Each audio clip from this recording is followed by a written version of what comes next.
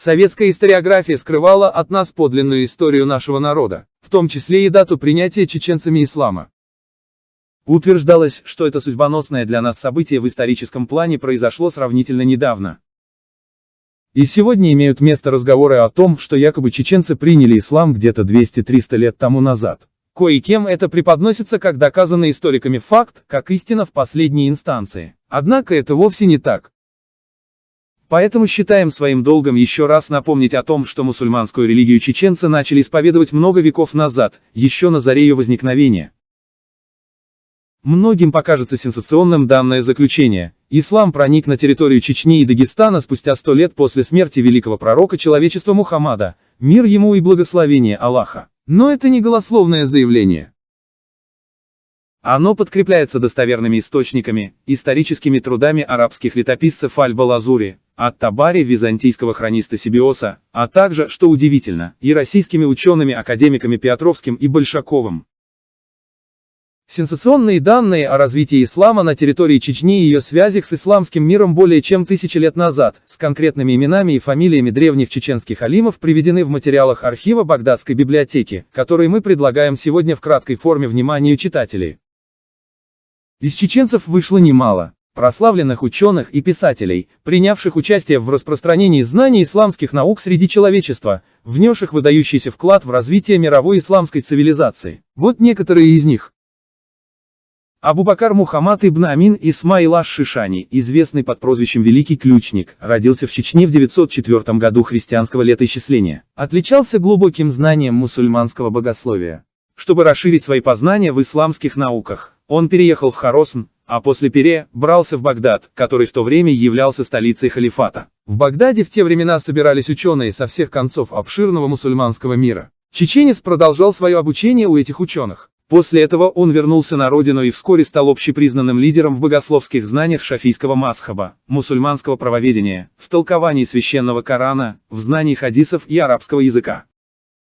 В свое время он часто упоминался в произведениях ученых, его цитировали, на него ссылались при решении трудных богословских проблем. Дело в том, что он оставил в наследство немало богословских трудов. Вот некоторые из них: корни исламского правоведения, факиха, прекрасные грани шариата, толкование шафийской книги Рисаля, обычаи судей и другие. Он умер в 975 году, да будет доволен им Аллах.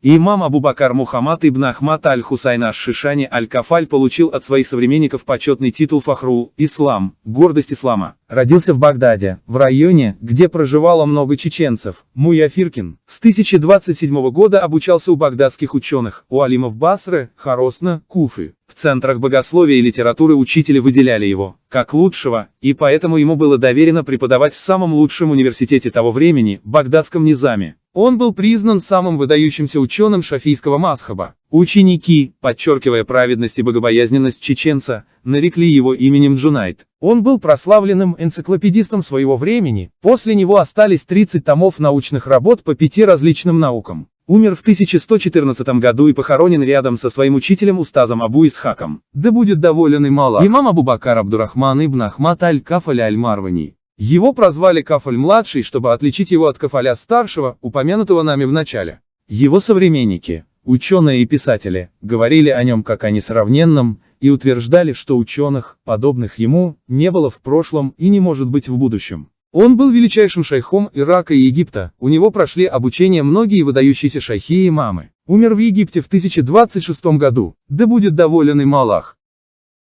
Шайх Абдул-Хасан Ами ибн аль-Хаджиб аш-Шишани. Родился и первоначально обучался в Чечне. Затем посещал Хоросн, Ирак, Сирию, Хиджаз и, углубив свои познания в этих научных центрах, вернулся на родину, где проповедовал ислам. Умер в Чечне, да будет доволен им Аллах.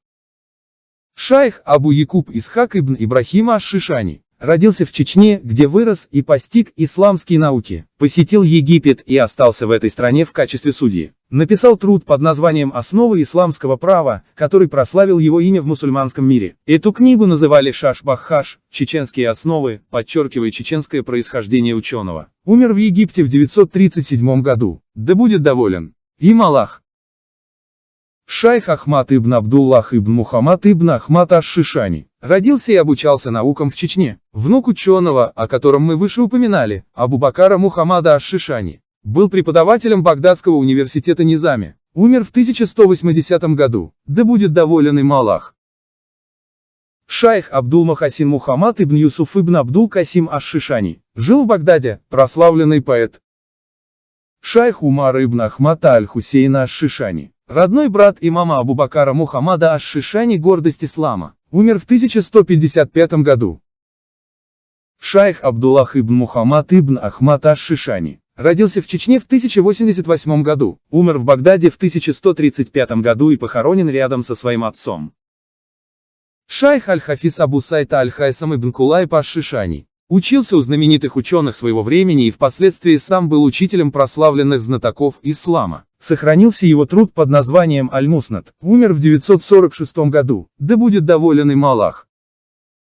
К месту хотел бы упомянуть о некоторых исторических документах и исламских научных трудах, которых мы лишились по вине сталинского режима. Дело в том, что после незаконной депортации нашего народа в феврале 1944 года в Среднюю Азию и Казахстан, личный архив и ценнейшая библиотека известного чеченского алима Сугайб Муллы Хайбы были вывезены в город Тбилиси. До сих пор их судьба остается неизвестной.